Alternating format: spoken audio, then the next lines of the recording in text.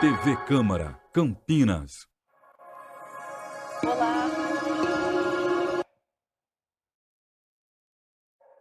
Olá, muito boa tarde para você. Seja bem-vindo, seja bem-vinda. Nós estamos ao vivo na tarde desta sexta-feira aqui no Teatro Bento Quirino para dar início à quarta reunião da subcomissão do Plano Municipal de Direitos Humanos, que é presidida pela vereadora Paola Miguel. Você que está em casa, está na rua, pode acompanhar pelas nossas redes sociais ou então pelos canais oficiais da TV Câmara Campinas. Acompanhe.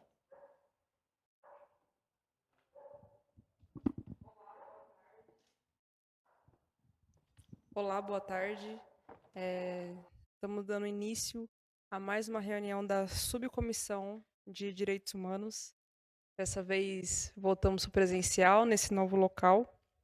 Hoje, o nosso tema é universalizar direitos em um contexto de desigualdade, né? Para isso, a gente já está aqui com uma dos nossos convidados, que é a Bruna, que é nascida e criada no assentamento do MST Ipanema, em Sorocaba.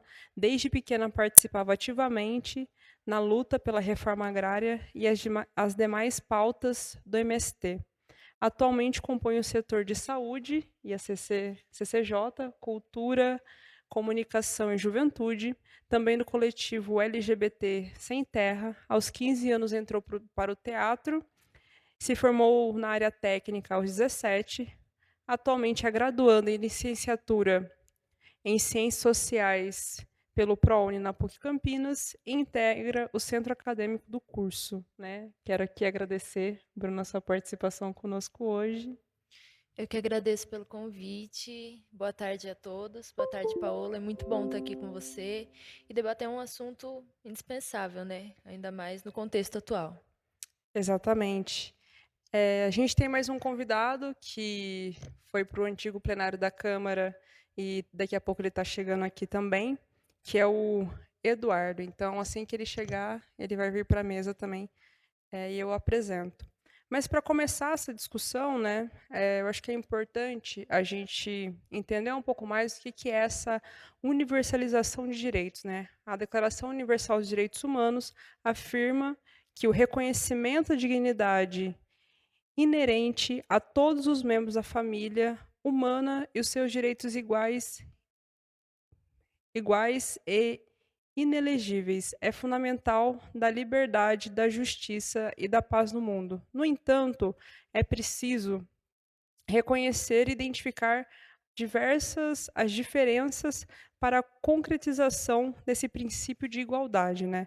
O acesso ao direito fundamental continua enfrentando diversas barreiras estruturais, resquícios de um processo histórico de profunda desigualdade que existe no Brasil e no mundo. Direitos considerados básicos como saúde, moradia, terra, tecnologia e de outros, a educação, por exemplo, muitas vezes são tidas, né, como privilégios. Para se alcançar e promover a cidadania plena, né, os princípios da universalidade, da transversalidade e da interdependência dos direitos humanos são condições para sua efetivação integral. Aos acessos aos direitos, deve ser considerado que a pessoa humana, em suas múltiplas dimensões, e do setor social, e seja e sujeito de cidadania. O combate, né, à discriminação, seja ela qual for, né, seja pelo local onde mora, cor da pele, religião, ou então pelo gênero, orientação sexual, é necessário um enfrentamento. Mas isso ainda, né, são medidas insuficientes e isoladas, tanto que a gente consegue observar que nos últimos tempos tem tido um número maior de denúncias, né, e de notoriedade com casos de racismo, por exemplo. Os pactos e as convenções que integram o sistema internacional de proteção aos direitos humanos apontam para a necessidade de combater essas medidas como políticas compensatórias que aceleram a construção da igualdade, como forma capaz de estimular a inclusão de grupos socialmente excluídos e vulneráveis. Além disso, as ações afirmativas constituem medidas especiais e temporárias que buscam remediar no passado discriminatório.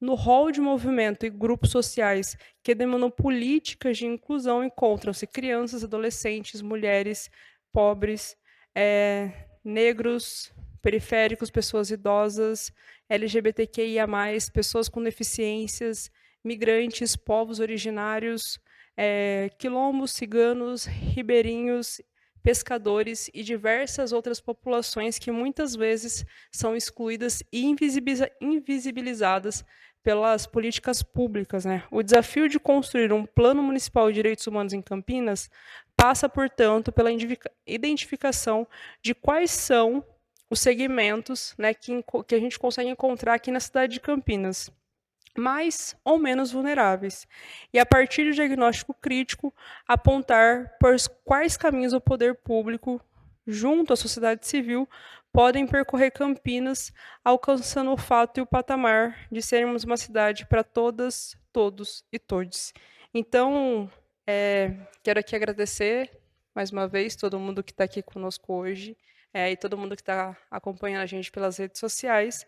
E quero pedir aqui, né, para a gente começar com a Bruna, para ela contar um pouquinho, né, de como que é essa busca, né, do direito ao acesso, principalmente à terra, né, que é a principal bandeira do MST, e também a moradia, né, digna, e muitas vezes também a questão da segurança alimentar, a agroecologia, que tem sido um debate muito importante que a gente veio crescendo nesses últimos tempos, principalmente sabendo que a gente voltou para o mapa da fome. Então, Bruna, muitíssimo obrigada mais uma vez, é com você. Boa tarde novamente, acho que me escutam bem. Eu pensei em trazer aqui 2 elementos principais relacionados ao tema de hoje. Né? O primeiro é o MST e a pluralização do movimento. Então, nós temos desde o surgimento do MST, no período pós-ditadura militar, algumas diretrizes, né, de luta do próprio movimento. Então, a partir do momento que a gente foi se desenvolvendo enquanto organização social e evoluindo também, se renovando, de acordo com as pautas da classe trabalhadora, nós tivemos alguns avanços internos, né? Então, eu trago aqui, por exemplo, a criação do setor de gênero, coletivo LGBT e também, um ponto que eu gosto muito de trazer é a fomentação da ciranda infantil. Né? E aí acabando incorporando alguns aspectos pedagógicos, teóricos da pedagogia, né? Em especial a pedagogia freiriana. Nisso, pensando a educação libertadora também como uma forma universalizante dos direitos dentro de um movimento social, sob essa perspectiva.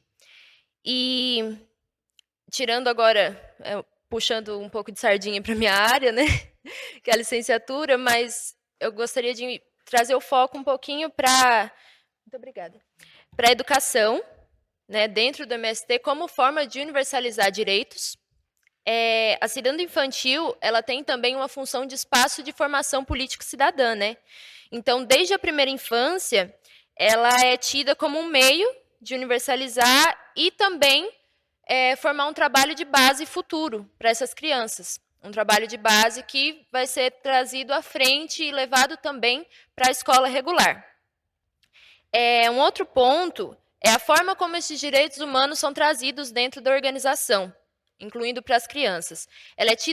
Os direitos humanos são tidos pelo coletivo do MST como algo fundamental na formação política, formação humana, e são passadas como valores básicos, ao ponto que essa criança, esse adulto, ele vai se formar tendo em mente que aquilo não é algo de outro mundo, é algo que a gente tem que estar, sim, na luta para conquistar, mas é algo básico.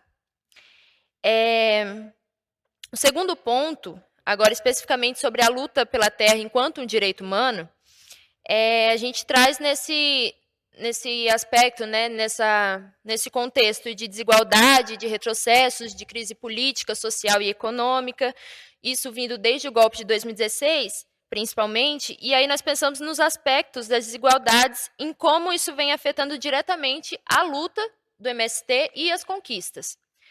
né? Então, alguns pontos que a gente pode trazer aqui é a diminuição nos processos de assentamentos, né? E o fim dos programas de incentivo à reforma agrária. E aí traz bem o que a Paola colocou sobre a questão do incentivo ao plantio, a permanência nos lotes, nas áreas, o escoamento de produção e, consequentemente, vem a comercialização urbana, né? Nossos assentados e assentadas precisam ir para a cidade vender, isso num contexto principalmente de pandemia, precisam ir para a cidade vender porque eles não têm o suporte necessário do Estado garantido de você conseguir escoar sua produção, ter sua renda, garantir sua subsistência, sua e da sua família, né? A partir de todos esses retrocessos.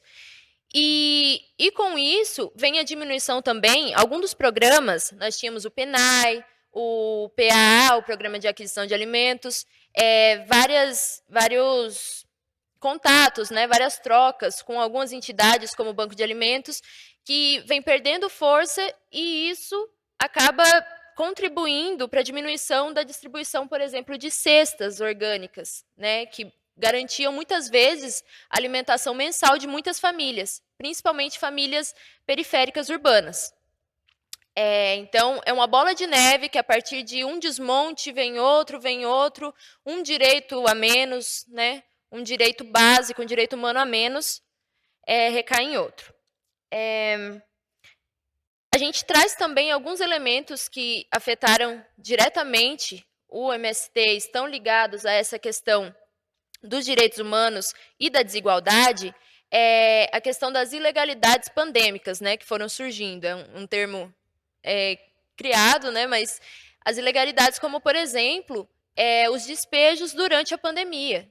Então, famílias que estavam num acampamento há mais de 5 anos, há um longo período, com escolas, com centros de saúde dentro dessas áreas, acabaram sendo despejadas. E para onde vão essas famílias? Elas vão para a rua e aí não tem uma perspectiva de um outro local para morar, isso com crianças, com idosos, com gestantes. Não tem uma perspectiva, você não tem uma perspectiva de emprego, porque tudo isso está extremamente ligado com a crise geral, né? O emaranhado de crises que o Brasil vem se afundando. E aí, famílias na rua, o aumento da fome, o aumento da população em situação de rua, que teve um agravante que foi a pandemia, né? E tudo isso é um debate que ele perpassa todas as esferas do MST, seja de formação, a gente fala da educação como base, né, como um dos meios para você conseguir universalizar o conhecimento e os próprios direitos humanos. Ele perpassa a saúde, ainda mais num contexto pandêmico, a questão da produção em si, pela falta de incentivo, a falta de mão de obra dentro, porque muitas vezes a família conta com os filhos para mão de obra. Mas, num contexto que você não tem para onde entregar a produção, você precisa pagar as contas, vão procurar, tem a questão dos jovens procurarem na cidade, emprego, moradia, e aí a gente vê que vai minando as forças da luta, principalmente a luta agrária, todos esses retrocessos. E, como eu havia citado, né, esse emaranhado de crises, que a gente começa com a crise política e econômica, que cai numa crise social, e aí, em meio a uma crise sanitária e humanitária. Então, assim, é uma perspectiva, a gente está num contexto que é extremamente difícil você conseguir visualizar uma saída, né? É extremamente difícil você manter aquela esperança pela conquista de direitos que, né, deveriam estar dados, conquistados, né?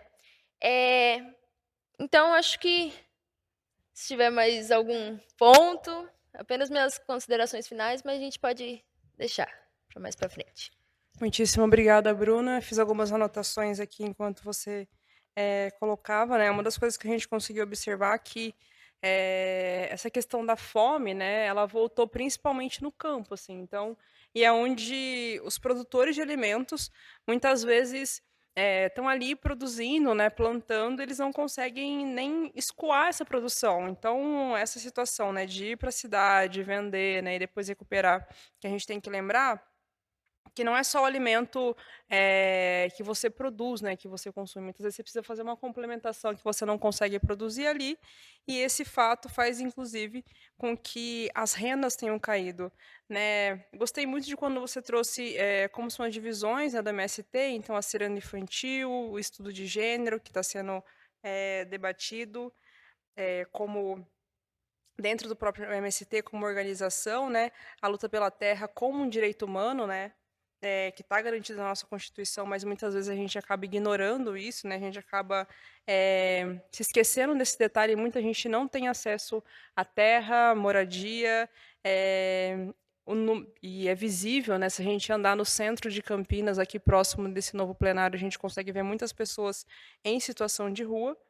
Então isso faz a gente pensar, né, como que é possível ter uma diminuição, inclusive, desses programas de incentivo à ocupação da terra e produção da terra, né.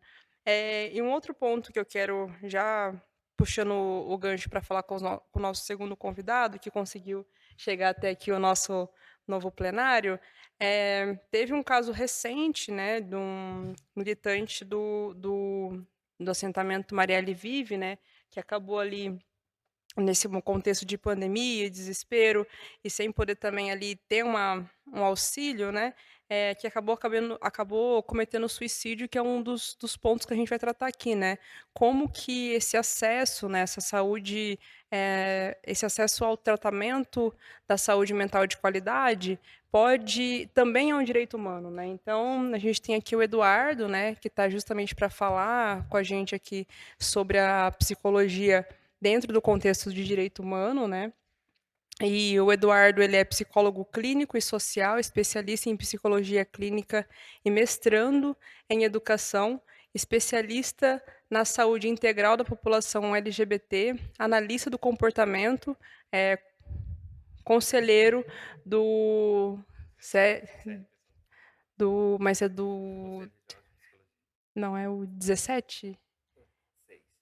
16, do 16º plenário do Conselho Regional de Psicologia do Estado de São Paulo, CRP 06, docente do curso de psicologia. E essa semana a gente teve o dia da luta antimanicomial.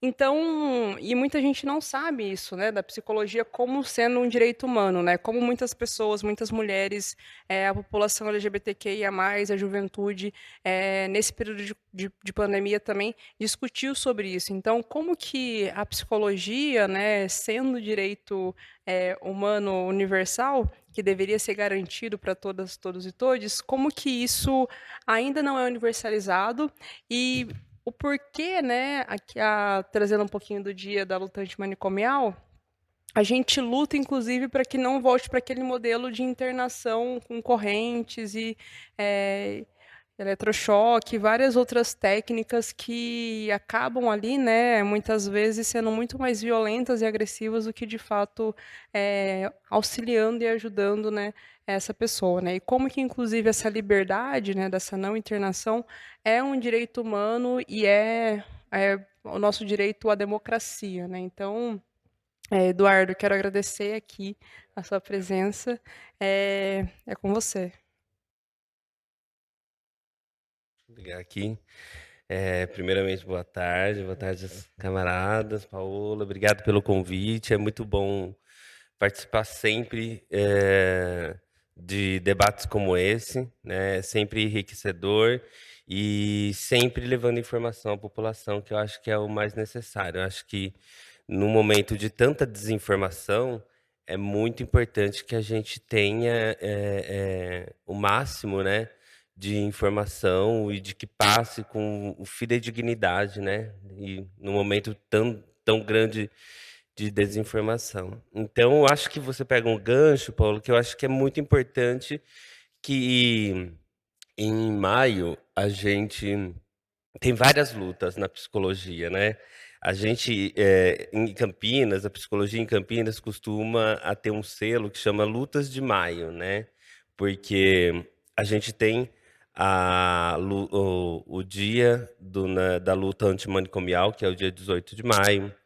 No dia 17 de maio, a gente tem o dia do combate à homo-lesbo-transfobia. No dia 18 de maio também a gente também tem a luta, o combate da violência sexual contra crianças. Então, a gente tem lutas muito importantes na psicologia no mês de maio. E pegando um gancho, né, nessa principal, que é a luta antimanicomial, a gente há 30 anos vem fazendo um combate intransigente a esse modelo manicomial, esse modelo que avilta direitos. É isso. Acho que a grande questão é que esse modelo manicomial, ele tira direitos. A gente sabe que existem instituições, muitas, né, que por uma questão mercadológica, mercantilista até, se constituem, às vezes até com viés, né, apegado à religiosidade, tudo no sentido de, né, de um falso discurso de cuidar, mas a gente sabe que ali é um espaço de violação de direitos. E a gente sempre está fazendo combate intransigente, fiscalização, a gente sempre está fazendo esse combate à violação de direitos, principalmente no que tange à luta antimanicomial. Então, a gente tem um movimento muito forte, a psicologia atua fortemente, né, nesse aspecto, para evitar, né, para não, para trazer mais garantias de direito às pessoas, né, principalmente, porque trancar não é cuidar, acho que não é tratar, acho que é esse que é o grande chavão, mas é um chavão que é muito importante a gente ficar repetindo, porque não é, né? Tratamentos de eletrochoque, tratamentos que não são convencionais, a gente sabe de violação de direitos, inclusive de trabalho escravo, né? Enfim, de uma série de questões de violência psicológica. Um espaço que deveria cuidar da pessoa é o espaço que comete a violência psicológica. Então, a gente tem um combate muito forte em cima disso, aproveitando esse gancho do dia 18 de maio, né? Mas eu acho que a psicologia, ela acaba sendo ela acaba sendo ampla na questão de direitos humanos. Eu trouxe até aqui o Manual de Direitos Humanos, que a gente utiliza nessa gestão como um guia até para a gente fazer o enfrentamento, né, de direitos humanos, fazer o enfrentamento de todas as violências que as pessoas podem sofrer e que a psicologia tem que contribuir, né? Não é a psicologia que vai contribuir para o aviltamento de direitos, muito pelo contrário. Eu acho que a nossa profissão é uma profissão que é vanguarda dos direitos humanos no sentido de que o nosso próprio código de ética, ele é preconizado na Declaração Universal dos Direitos Humanos. Então, tudo que a gente tem no nosso código de ética, baseado na nossa atuação profissional, a gente utiliza-se, né, da nossa profissão para garantir direitos. Então, acho que isso é um dos principais fatores que a gente tem aqui. E aí, eu tenho aqui alguns pontos que eu acho que são muito relevantes para a gente falar dos direitos humanos. Então, quando a gente vai falar de psicologia e direitos humanos, a gente primeiro fala do nosso código de ética, que é preconizado na Declaração Universal. No entanto, que a gente traz para a psicóloga sempre essa releitura, essa lembrança. Olha, a Declaração dos Direitos Humanos, porque a gente sabe que em toda profissão, inclusive na psicologia, tem pessoas que se desligam um pouco dessa vertente, e a gente tem que estar sempre relembrando que é tão importante a garantia de direitos, né? A psicologia não pode ser um instrumento para provocar violação de direitos. Inclusive, isso é próprio do nosso código de ética. Viu? Se uma psicóloga, por exemplo, trabalha num espaço que tem violação de direitos, ela tem por obrigação do Código de Ética de se retirar daquele espaço e denunciar. Isso que é importante. Denunciar. Isso é está preconizado no nosso Código de Ética. E agora falando um pouco assim das nossas lutas em relação à psicologia e direitos humanos, e aí a gente pluraliza essa luta para várias questões. Por exemplo, uma das principais que a gente tem é a luta das relações raciais, né? Então, muito pertinente. A gente sabe que as pessoas negras sofrem e as pessoas negras, eu acho que a gente tem, quando a gente está falando do contexto racial, a gente está falando aí na mídia, hoje, ontem, outro dia, né, em pleno 2022, a gente ainda tem a gente tem esse enfrentamento, esse combate, e esse combate pontuado. Eu acho que, assim, vale ressaltar que as pessoas, né, elas estão mais empoderadas, isso é bom. Mas a ideia não é empoderar, a ideia é não ter o preconceito, não ter o racismo. E a gente tem na psicologia o enfrentamento do racismo bem pautado e bem demarcado, né? Então, por exemplo, a gente tem resoluções que vai versar sobre a atuação da psicóloga. Eu sempre falo no feminino porque 86% da categoria em São Paulo são mulheres, né? Então eu sempre falo psicóloga, mas quando eu falo psicóloga eu estou falando de todo mundo, de todos os psicólogos e psicólogas. Eh, então a psicóloga na atuação e o enfrentamento do racismo, promover racismo ou de qualquer forma fazer qualquer tipo de inferência, seja qualquer contexto da psicologia, né, é uma falta grave, é uma falta da nossa resolução. Então, a gente tem bem demarcado que a psicóloga, ela precisa respeitar, né, estabelece normas de atuação a psicóloga em relação ao preconceito e discriminação racial. Então, a gente tem esse instrumento para o enfrentamento do racismo, e além desse instrumento, a gente tem também outras muitas publicações. Para cada temática que a gente tem de enfrentamento de direitos humanos, a gente sempre tem muitas outras publicações. Por exemplo, uma que é muito importante é o prêmio o Jonas Salatiel. O Jonas Salatiel foi um psicólogo um psicólogo negro que fez muito enfrentamento do racismo, já não está mais entre nós, e a gente promove esse prêmio como demarcação de que o enfrentamento do racismo dentro da psicologia é pautado, é demarcado e é paulatinamente levado para a nossa categoria. O enfrentamento do racismo e discriminação racial. Quando a gente se depara também com esse tipo de situação, é obrigação da psicóloga denunciar. Obrigação, né? Obrigação da categoria. Aí a gente tem também a questão da violência de gênero. Então, a gente tem também publicado uma resolução que vai versar sobre a violência de gênero, a atuação da psicóloga frente à violência de gênero, necessidade de encaminhamento, necessidade de cuidado, qual que é a forma de atuação na violência de gênero, principalmente porque a gente está falando de mulheres. Então, a gente também tem demarcado o nosso posicionamento dos direitos das mulheres e o que tem a psicologia a ver com isso. E aí, muitas outras publicações a respeito disso, né? A gente tem bastantes resoluções que vai versar sobre isso. Pessoa com deficiência, também, a pessoa com deficiência é outra pauta que a gente traz contra capacitismo, contra o preconceito, né? Promoção de inclusão. Então, a gente sempre tem resolução da atuação da psicóloga com a pessoa com deficiência. Uma das pautas importantes, que agora nós vamos entrar no mês de junho, por exemplo, outra pauta importante a sexualidade e gênero também, por exemplo. Né? Eu que sou especialista na área dos direitos LGBTs e da psicologia, do atendimento à população, eu sempre defendi essa pauta, né? Sou dessa pauta, atuo no movimento em Campinas também, E a gente faz essa defesa intransigente.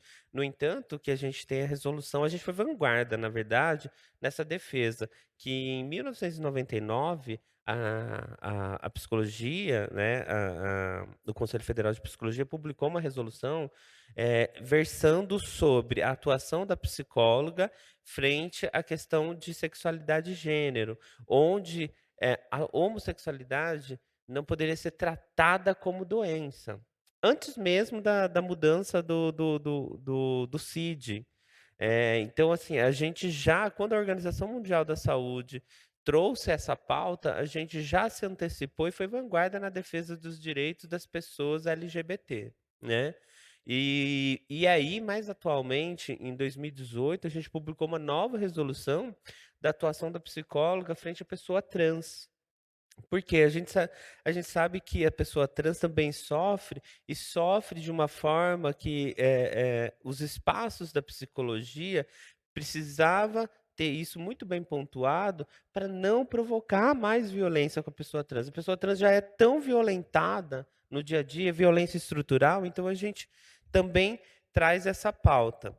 Entre outras pautas que a gente tem da psicologia, a pauta da pessoa com deficiência, que eu já falei aqui, pessoas em situação de rua, sistema de garantia de direitos das crianças, a gente tem a psicologia e saúde, álcool e outras drogas também é um ponto que a gente pega, a gente está muito inserido nos movimentos que trabalham com essa questão. Então a gente está muito inserido com os movimentos, tanto no movimento antimanicomial, né, que aí a gente também a gente envolve, que envolve um pouco dessa questão, né, por causa dos CAPs ADs e tal. A gente também atua na pauta de álcool e outras drogas, no sentido de que essas pessoas são marginalizadas, essas pessoas elas são colocadas de uma forma que os direitos dela, por elas serem usuárias, né, por elas serem usuárias de álcool e outras drogas, elas são colocadas à margem da sociedade como pessoas sem direitos. E a gente faz uma defesa intransigente de que é uma pessoa e a gente precisa cuidar, a gente não tem que excluir, né? Enfim, aí a gente tem várias outras questões relacionadas à justiça, segurança pública, enfim, e muitas outras publicações. Então a gente tem esse caderno que eu trouxe aqui para a gente falar dele, né? Para falar de direitos humanos, de falar com o quanto a psicologia é comprometida com os direitos humanos, o quanto a psicologia ela preza pelos direitos humanos. E é uma profissão que está intimamente ligada com direitos humanos. Então a gente precisa sempre relembrar isso, relembrar o lugar que a gente está, o lugar que a psicologia precisa estar, que é sempre ao lado da defesa de direito. E a gente tem uma pauta, ou a gente tem uma questão nessa gestão que é a defesa intransigente de direitos. A gente não negocia direitos. É isso. Não negociamos direito. Então, é essa contribuição que a psicologia vem dar hoje aqui nesse debate. Muitíssimo obrigada, Eduardo. Como a gente está voltando aqui para as atividades presenciais, né? Eu vou fazer aqui as perguntas, né? Espero que na próxima sessão na próxima reunião a gente tenha mais interação do público, inclusive. Mas eu fiz algumas anotações aqui, né? Sobre como que o Eduardo me mandou aqui esse PDF, né? Esse material que ele utilizou aqui, esse manual. E eu gostei muito sobre a maneira, né, com que está ali descrito algumas coisas, mas principalmente quando a gente pensa do enfrentamento ao racismo, né, nessa ótica da psicologia, de violência de gênero, pessoa com deficiência e capacitismo, né, que também existe essa ideia de muitas vezes, né, a gente teve a discussão na última sessão sobre, inclusive, como as pessoas não têm acessibilidade para estar em alguns espaços. Então, pessoas surdas, por exemplo, precisam do tradutor de Libras, e como que isso também dificulta, né, a participação de eventos e atividades e cultura. Sexualidade e gênero, né, especificamente com relação à população trans, que é um debate que tem sido cada vez mais discutido, né, mas acredito que quando a gente fala da psicologia especificamente, seja um debate recente, né, e como também muitas vezes a gente tem essa exclusão, né, de alguns profissionais que não estão ali tão alinhados com a profissão, né, acabam ali se distanciando um pouco do que são essas diretrizes, né, e o próprio código de ética da profissão.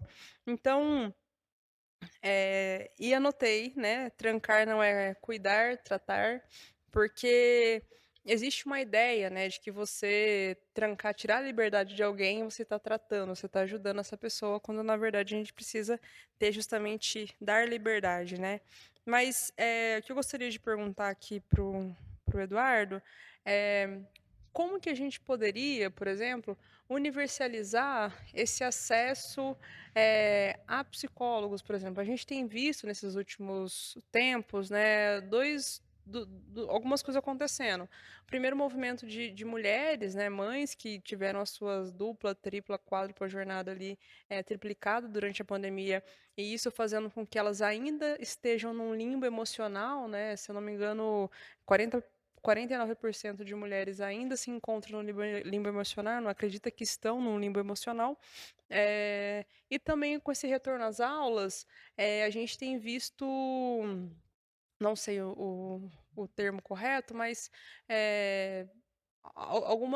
uns surtos coletivos, que dá para tratar assim dessa maneira, que teve até uma matéria no Fantástico. Então, como que a gente pode universalizar esse acesso, além, né, das populações mais vulneráveis, como negros, negras, LGBTQIA+, que tiveram durante a pandemia esse convívio forçado com seus familiares, né, e muitas pessoas ali que não toleram, né, muito menos entendem ou aceitam.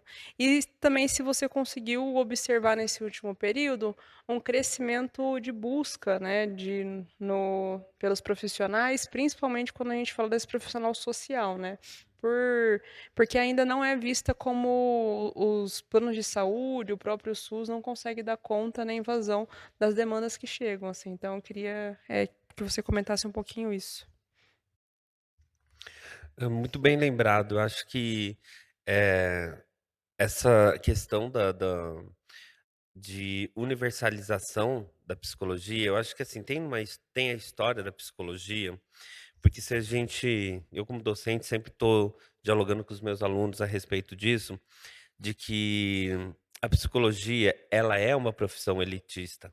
Ela veio da Europa e ela veio com um caráter europeu, elitista, só para servir às elites, né? E aí, nos anos 70, houve um movimento no Brasil de que a gente precisava fazer uma psicologia que tivesse a cara do Brasil, uma psicologia que fosse social e comunitária, né? Nossa eterna Silvia Lani, psicóloga social, que, enfim, uma das grandes, uma grande figura na defesa da psicologia social e nessa defesa da psicologia universal, o acesso a todos, né? Eu, como psicólogo social, eu sempre penso o seguinte: a gente precisa pensar na dimensão da pessoa sócio-histórica, né? De uma pessoa que ela existe no meio e ela é modificada para aquele meio modifica ela enfim, ela não é só um indivíduo, ela não é só um sujeito e um ambiente, né? Então acho que esse ser.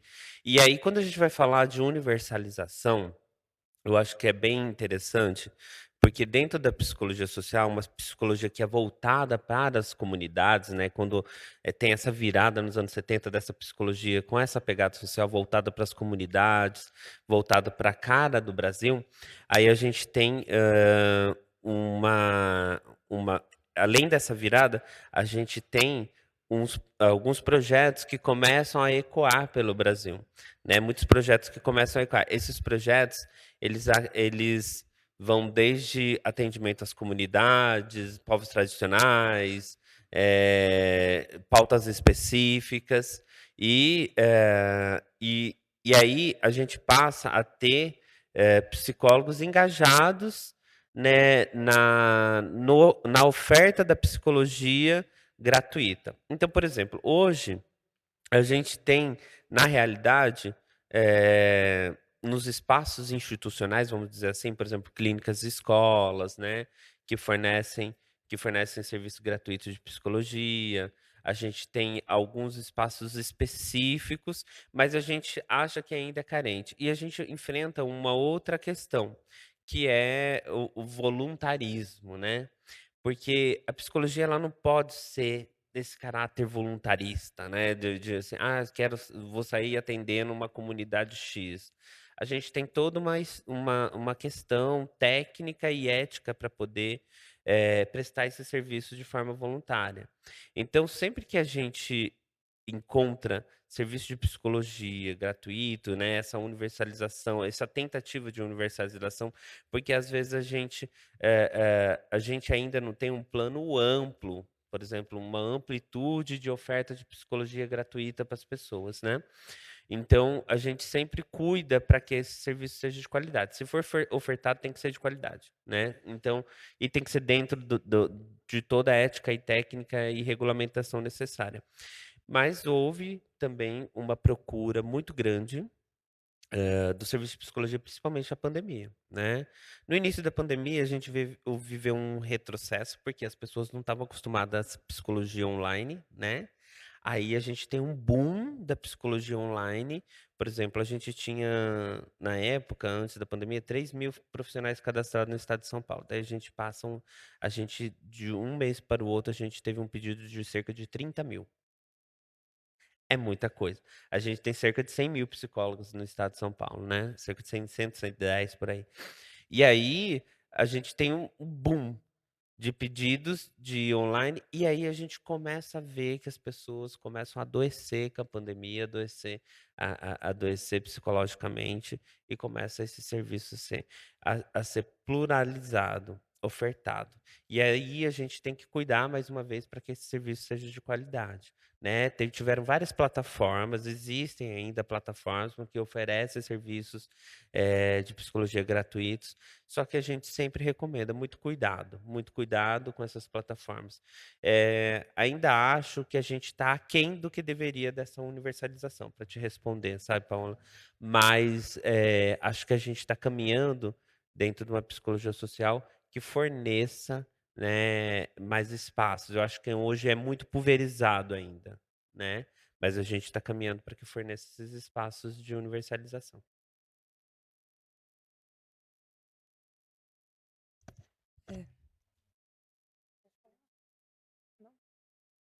Temos aqui a presença do César Rosolém Jorge,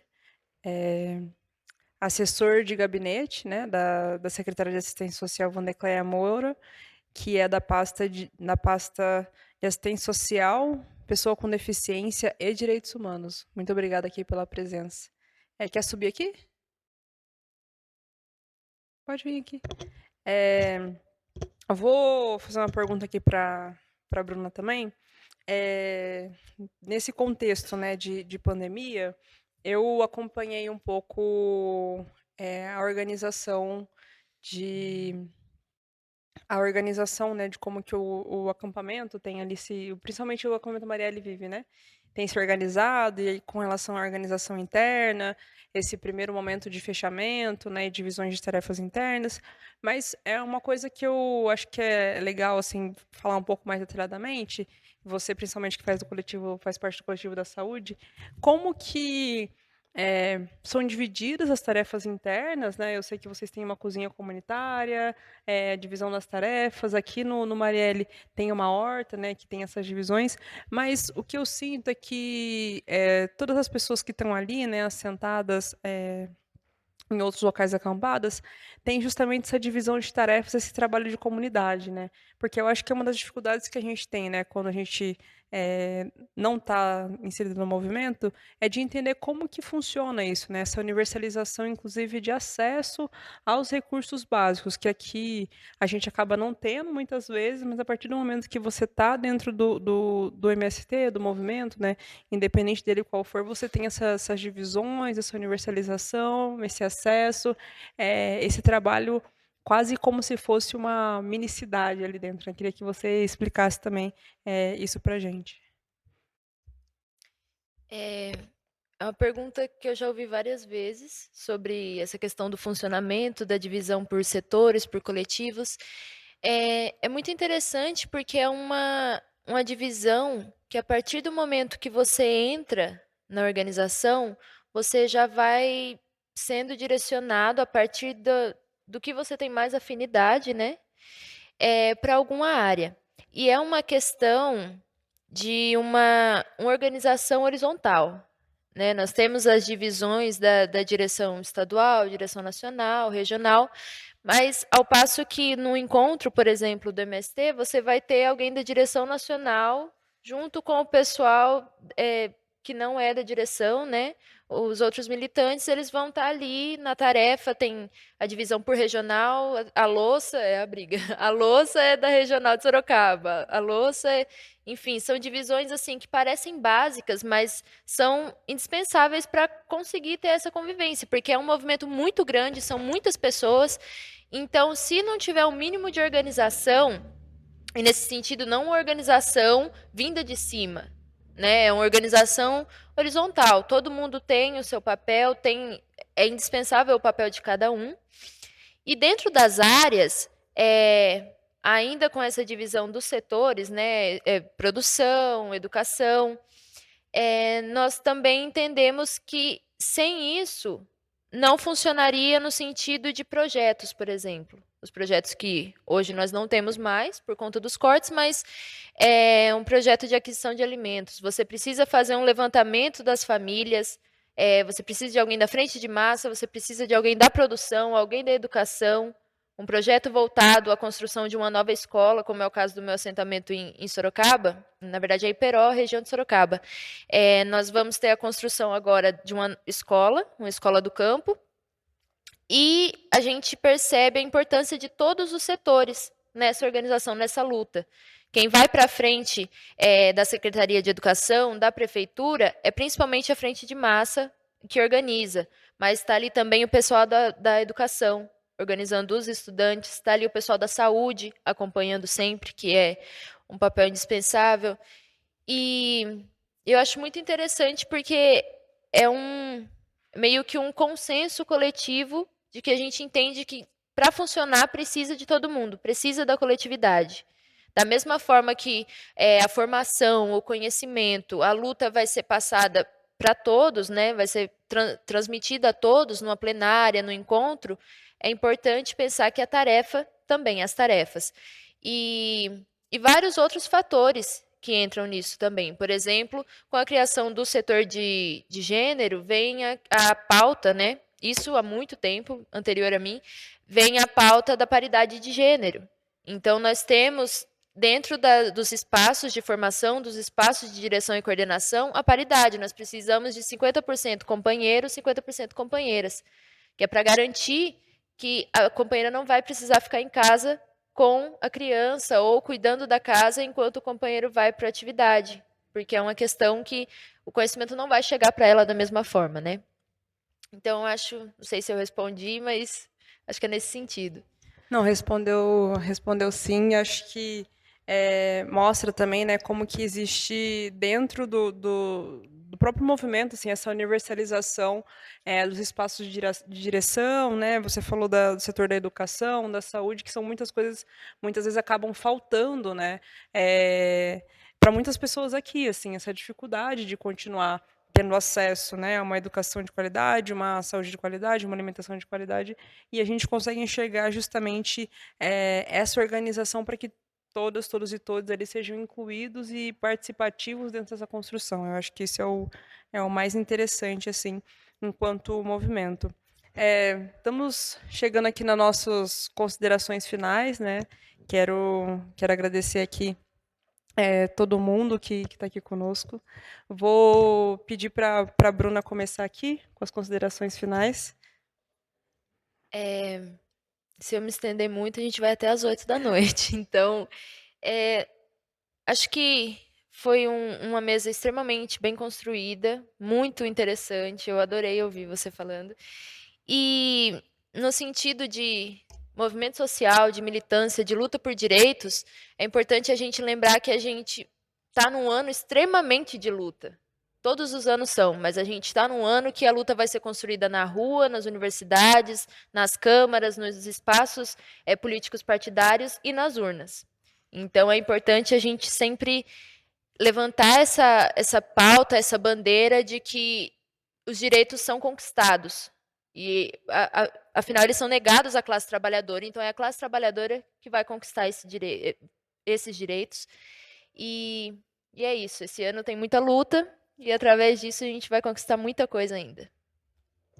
Não, é isso, né? A gente está aqui para pensar políticas públicas, né? Justamente de transformação, principalmente da cidade, assim, né? Enquanto como que a gente pode pensar para melhorar a vida das pessoas. Esse debate justamente foi pensado para isso, assim, para que a gente conseguisse entender um pouco mais quais são as desigualdades que atingem as nossas cidades e como que a gente pode pensar em políticas públicas, né? Justamente para transformar isso. E eu quero aqui agradecer também o Eduardo, que traz essa ótica, né, da psicologia, né, que enquanto direito, né, justamente por tudo que ele trouxe aqui, de como que ela era visto, né, eurocêntrica, então elitizada, mas esse último período a gente conseguiu perceber a necessidade de democratizar, né. Então fiquei muito feliz aqui com a sua fala. Quero agradecer mais uma vez as suas considerações finais. Eu que agradeço a oportunidade, eu acho que é sempre válido, né? É uma mesa super plural, acho que a ideia da gente fazer o debate de direitos humanos é constante, a gente precisa trazer essa ótica sempre. Eu acho que falar do MST, falar dos direitos, falar da universalização dos direitos, eu acho que é muito importante. Mais importante ainda é a defesa intransigente de direitos. A gente não pode arredar o pé nunca. Nós estamos num ano de eleição. Tivemos muitos direitos perdidos, usurpados, e nós precisamos correr atrás, precisamos nos mobilizarmos através das urnas, né, da democracia. A defesa da democracia é muito importante. A gente só tem esse espaço aqui porque a democracia nos permite ter esse espaço. Então, ela é muito importante para a nossa vida, é importante para a construção de um lugar melhor, de um espaço melhor e da defesa dos nossos direitos, da possibilidade de defender os nossos direitos. Então, quero agradecer o espaço, quero agradecer a Paola por esse convite, quero agradecer a companheira também pela fala muito interessante, trazendo várias óticas. Acho que é muito importante quando fala dessa paridade, eu gosto dessa ideia da paridade. A gente também, por exemplo, na psicologia, a gente traz sempre nos nossos espaços essa necessidade de reconhecimento da pessoa com deficiência, do reconhecimento da pessoa da pessoa negra, para que a gente não seja um espaço que também vá violentar institucionalmente os direitos. Então, é a defesa intransigente de direitos.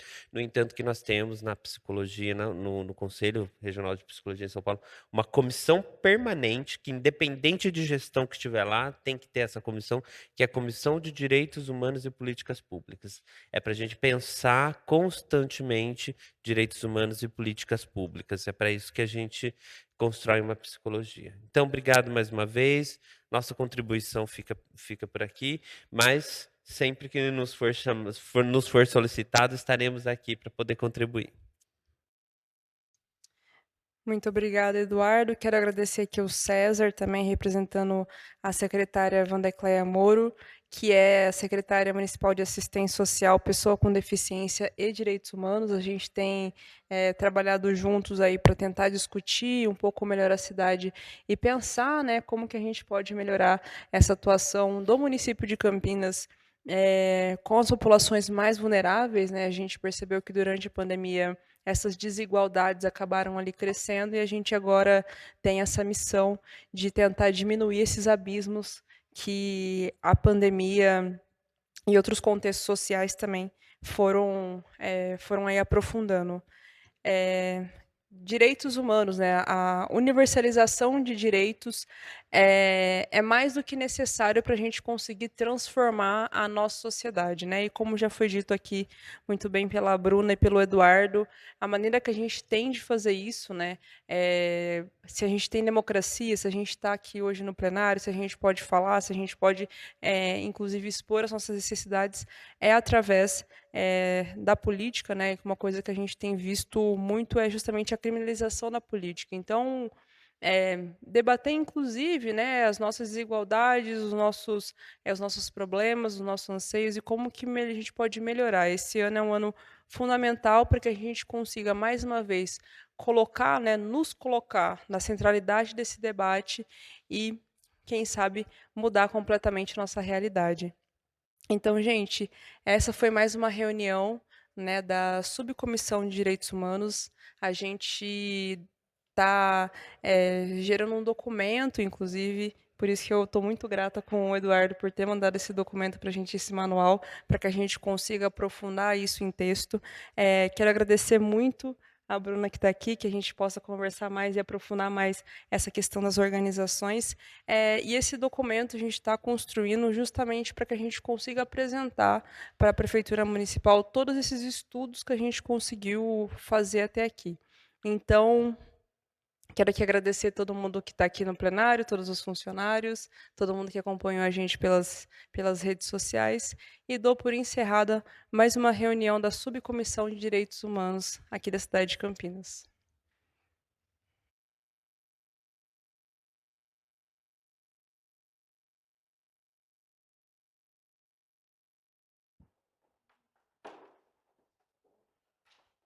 Prontinho.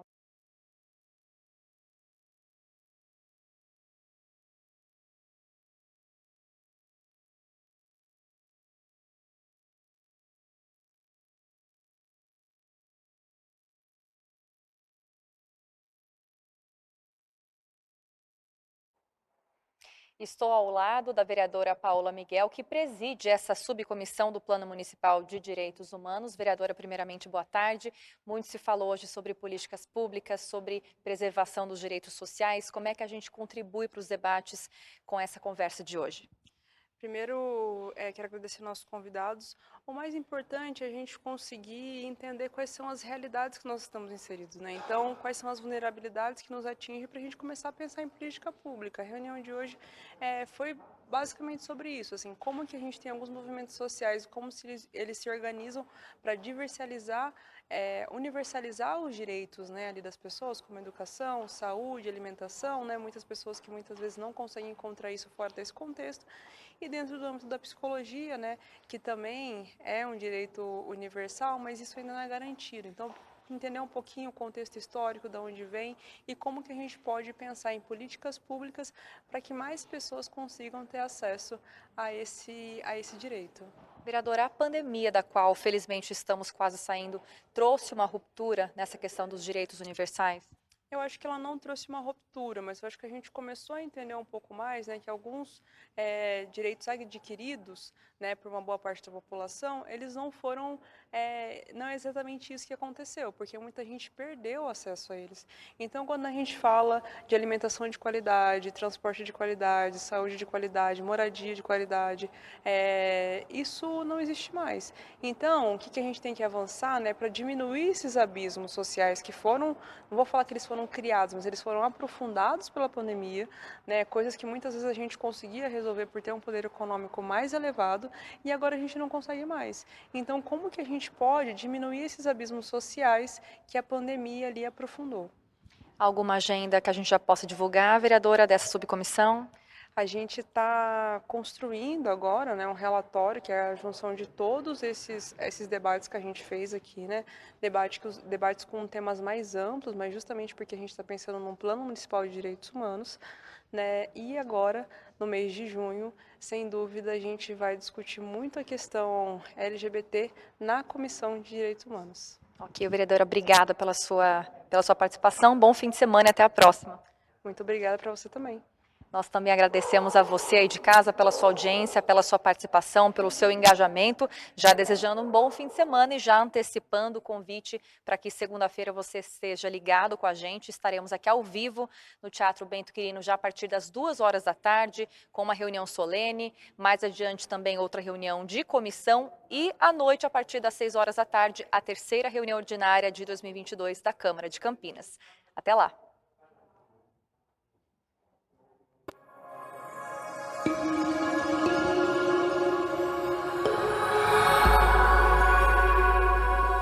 TV Câmara, Campinas.